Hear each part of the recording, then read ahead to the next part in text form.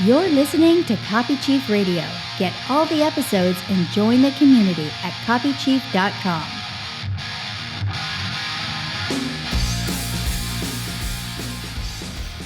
Welcome, everybody. It's Kev, and today we're going to talk about sales, but we're going to do it with a psychotherapist.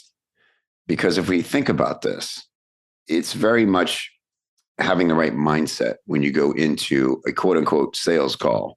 As you know, I work with a lot of freelance copywriters, and that means they are two things. They are mostly creatives who are doing their best to develop business skills. And I know when I was starting, it was the biggest challenge for me to quote unquote sell myself, both, as far as generating leads and mostly getting on those prospect calls and looking to close the deal to get hired to do a project.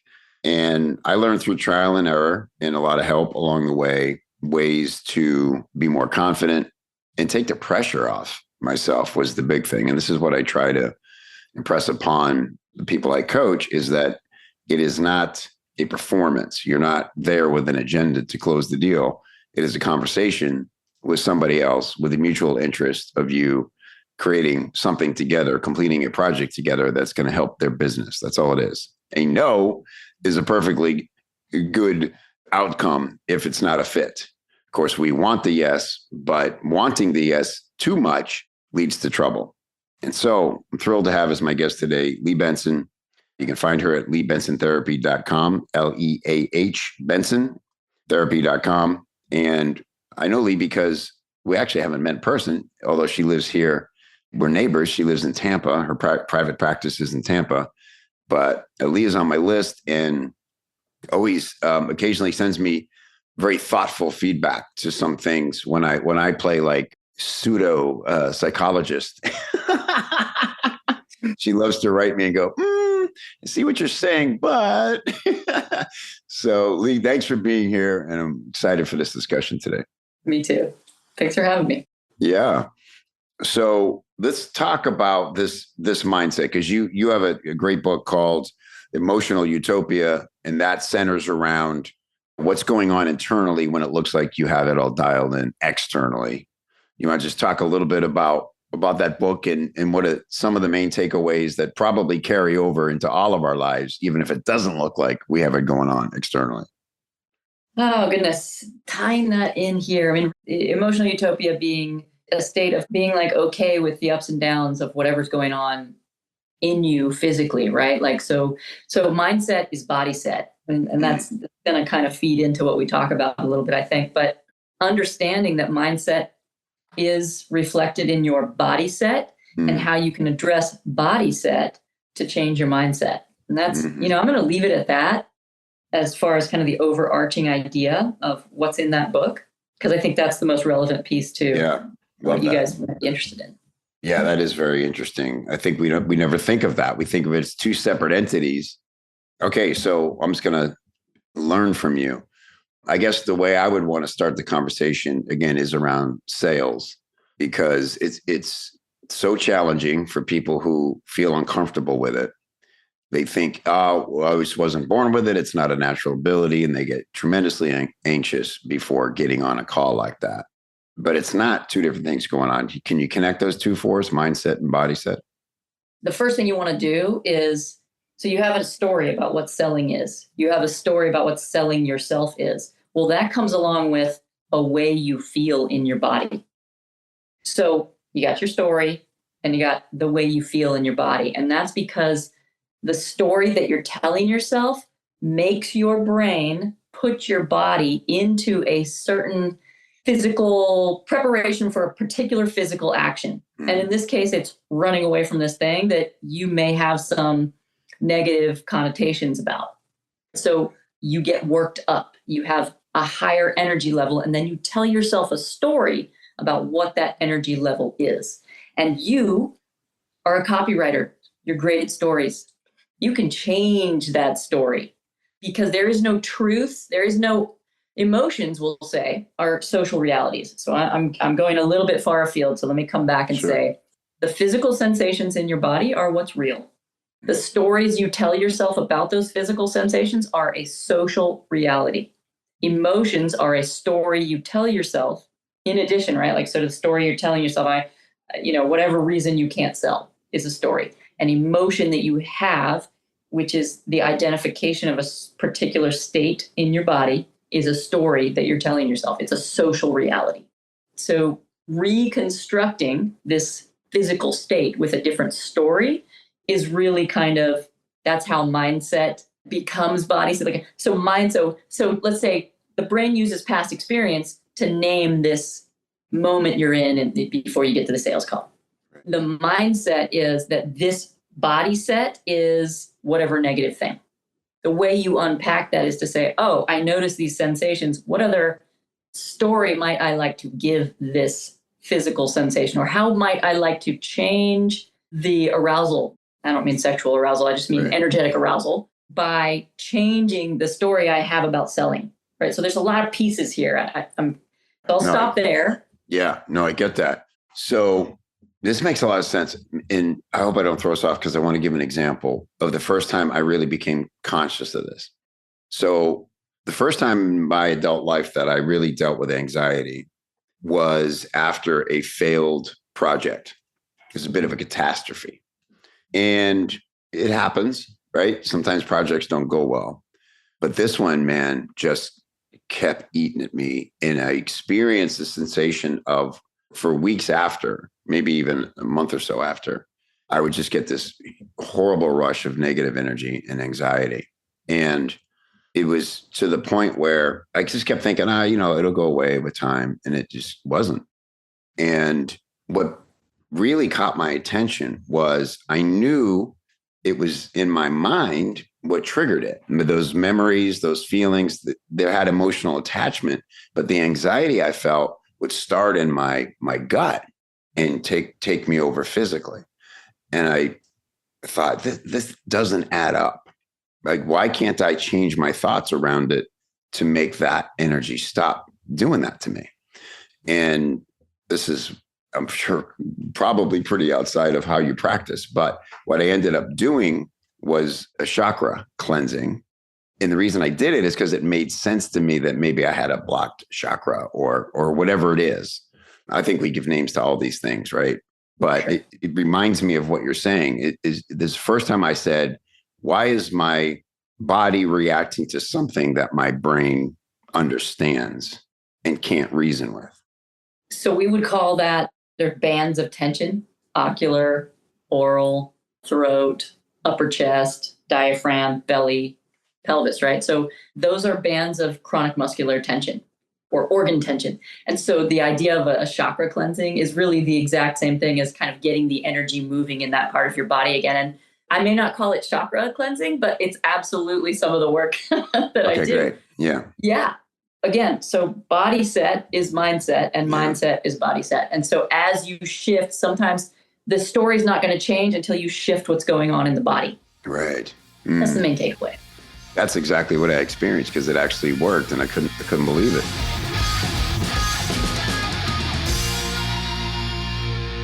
Look, I get it.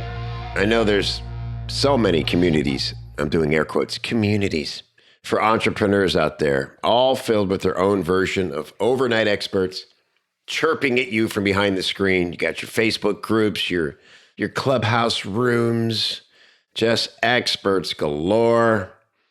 How often do you feel like you're being pinballed around from thing to thing and picking up a little bit, a little piece there? How much of that is actually making it into your brain and your fingers and your business and affecting your money?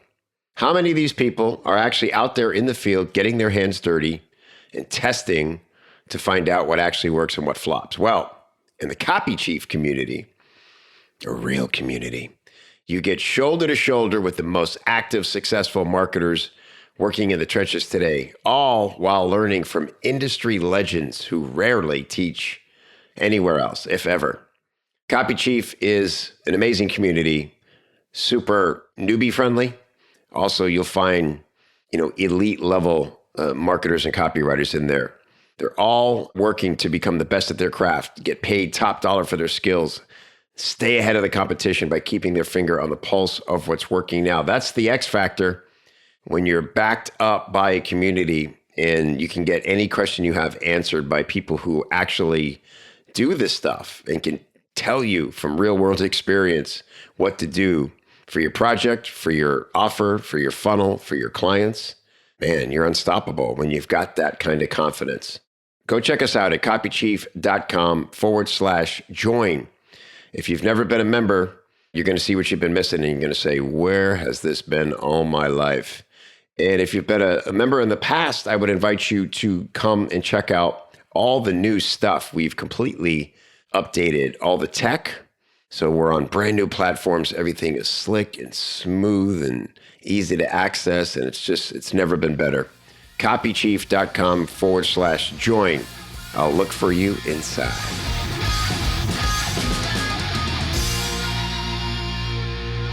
So if we take that in reverse, where I was trying to undo something, this is us telling we have a story around this. Is it as simple as negative self-talk? I guess it could be anywhere. Maybe is there a scale of like, you have this idea that, I'm not confident in these scenarios, all the way to a traumatic experience of when you had to say, go door to door selling fundraiser candy bars and somebody was rude to you or something, right? Yeah, it can absolutely run the gamut. And so basically you have to determine what are the stories around this particular activity. And at the same time, I think just as important is, where am I noticing the block, we'll say, the tension or the weakness in my body? Mm-hmm. Both of those. That's really the first thing you want to do, is identify that. So there was something of what I experienced. I felt it in a very particular place, and that's what was strange to me. So, okay, for step one, where is the tension and weakness when you think about getting on a sales call? Do you feel it in your head, in your throat, in your chest? Okay, great. So once we've identified that, what do we do? So there it is, right? How can I shift that? That's the next thing you want to ask yourself. Do I need to vocalize? Do I need to like say one, I don't know how people warm up their voices, right? But like singing or speaking the alphabet, or you could lean back over a stability ball to open up the chest. If you need to, like, if it's in your shoulders, you could do some punching. If it's in your belly, you could lean over, say, a foam roller or stool kind of even. Yeah. You might be able to just go backwards. So anywhere for the torso, like chest or belly, you could go backwards over the stability ball. That would actually really help.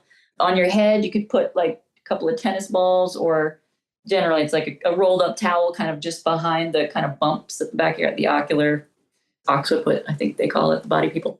And just really lie on that for about 5 minutes if you feel it in your head. You could also, open up your mouth, stick out your tongue. I mean, literally kind of the way people do when they're going to go on stage and perform. Not that this is a performance, but your brain is turning it into a performance and therefore putting your body in the mode of performance. That's really interesting. Yeah. So maybe I should be careful if I frame it that way and say it's not a performance, because then you should prepare for it like an actor would, or anybody given a stage performance. And that's exactly the kind of crazy stuff you see like actors doing, making crazy noises and moving their body in all kinds of ways. And they know they need to release that energy. Absolutely. Really interesting. Okay. Because literally the way you name anything makes your brain prepare your body for that action. Literally, like that's literally how the brain works. Maybe it doesn't matter. What is your brain and body doing? Is it defense mechanism, or because they feel? Okay, so remember, what it's conjuring is, that's why you have to start with what is selling to me. Yeah. So is this, I'm pretending I'm not a scumbag when I really am? Okay, well, what is your body doing to protect yourself against that idea? And that's what you unpack. And so, okay, so now what if I was just having a conversation? If I'm just having a conversation, now how does my body feel? If I characterize this experience as a conversation, now my body shifts. And you will notice, if you believe it's really a performance, if your body hasn't shifted, you'll know that you believe what you're saying if your body has shifted into it's actually a conversation. Right. Because it prepares differently, it feels differently.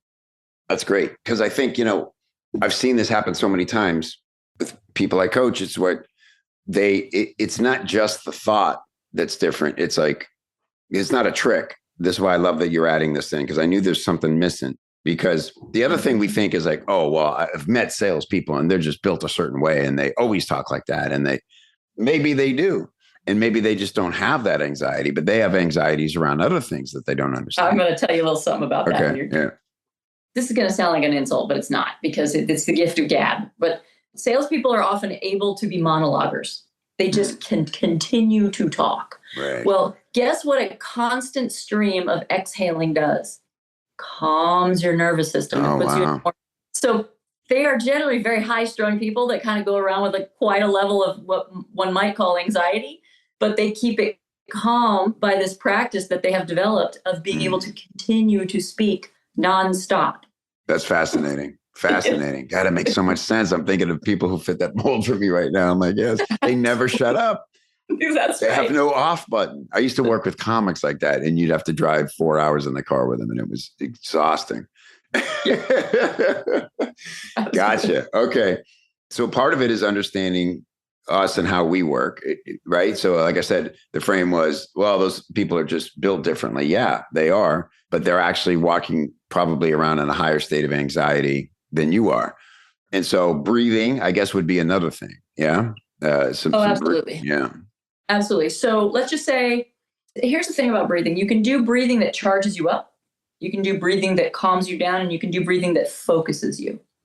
And so breathing that charges you up is focused on the inhale. It's like short exhales, big inhales. It's like, I call it intensified breathing. And so it's really just kind of pulling it in and pushing it out, like kind of fast. Okay. And you don't have to overthink that, right? Wim Hof is actually an example of that. Yep. So light, slow, and deep breathing, well, that will calm you down, right? So you breathe only in and out through your nose. This idea of exhaling through your mouth is only valuable if you want to kind of charge yourself up a little bit, because you're blowing off carbon dioxide, which makes your brain kind of feel like, I need to take a breath. And that is charging. It's actually not calming. So breathing through your nose, allowing carbon dioxide to build up just a little, that will ultimately calm you down. It builds up nitric oxide, and that calms you down because it dilates your blood vessels. So the mixture of a little bit of intensified breathing and then slowing it down allows for focus.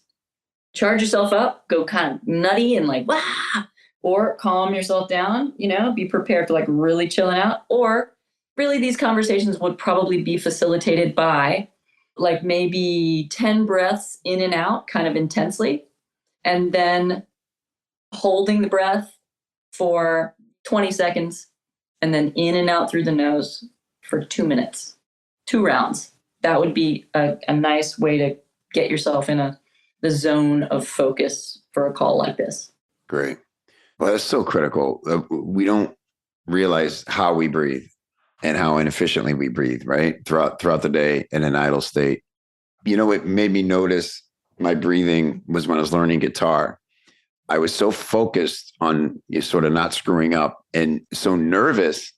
I noticed like I wouldn't breathe. I'm doing the simplest thing, but I'm like, I haven't taken a breath in like a minute because I'm so scared of what I'm doing. Like it's so unnatural to me, And we had another guy in the band who was also newer, and we used to laugh about it. I was like, okay, it's not only me. So, this huge takeaways already. Just like check your body set. Like, where's your energy? Just overall, I think of this, Lee, as I slowly mature in life at 53. Is like checking my vibration is how I think of it, right? Yeah. Even if I'm doing the simplest thing, like if I'm trying to hurry to cook something real quick and I keep dropping silverware and utensils, and I'm like, okay, check your vibration. The task is here. You're way up here. Try to meet yourself at what you're actually doing here. Yeah. So I've really worked really hard recently to simplify mental health. It's way too convoluted. The simplest question you have to ask yourself, and in a situation just as simple as that, right? Like check your vibration is, does the energy that I have in my body right now match the goals for this situation for myself? If not, how can I alter that? Huge, simple, huge. And I'm glad you brought that up about overcomplicating it, because copywriters are very high researchers. And so we want to know everything. If I understand it all, then I can find out what I need from it. No, sometimes it's just literally, how do I feel right now? And how can I change that? Breathing, like you say, I love the thing about like the exercise ball. Most people have one of those. If not, get one. Like have it in your office and just lay on the thing. And you'll feel when you've hit the spot. Maybe you lay backwards, maybe you lay forward, whatever it is. But if you're aligning your movements with where that sort of bad energy, like you called it, the tension or the weakness, and then, give yourself 5-10 minutes before you go on a call that you feel anxious about to prepare yourself. And then by the time it starts, you've arrived exactly where you want to be. Exactly. Lee, this was great. Really helpful. Anything else you want to add that we didn't cover that might bring this home for people? Yeah. So I want to give a little bonus. Okay. So because body set is mindset, the thing you want to be really conscientious of is, are you underslept? Are you underfed? Are you overfed? Are you in pain? Are you feeling in any way unpleasant to begin with? Because if you are, your brain is going to automatically choose the more negative categories, the more negative stories to make sense of your reality in that moment. So always be thinking about that. The foundation of your mental health, your mindset, is how your body feels at this moment, just in general. Great. That's a huge tip. And this is why best you can try to schedule these type of calls at a consistent time so that you can make sure you're rested and fed. Like probably eat at least an hour before a thing like this, right? So you're not sitting there with something heavy on your gut. And consistent. We all know this consistent sleep schedule is not always easy to achieve, but hugely beneficial. All right, Lee Benson, LeeBensonTherapy.com. If you happen to live in Tampa, I highly recommend you looking her up. This is 20 minutes of all the brilliance she has. And the book, what is it again? Emotional Utopia. And that is specifically for people see you as the kind of person who has it all together and you have this amazing life, but inside you're kind of dying and going, why does nothing feel right? Sounds like that's the book for you. Mm. Awesome. Thank you, Leah. Really appreciate it. Enjoyed it. Yeah, for sure. Good talk. Again. All right. Bye-bye. Yeah. Hey, don't forget your goodies. Head over to copychief.com/copychiefradio to get some great free stuff to help you put the things you hear on the show into action for your business. Copychief.com/CCR.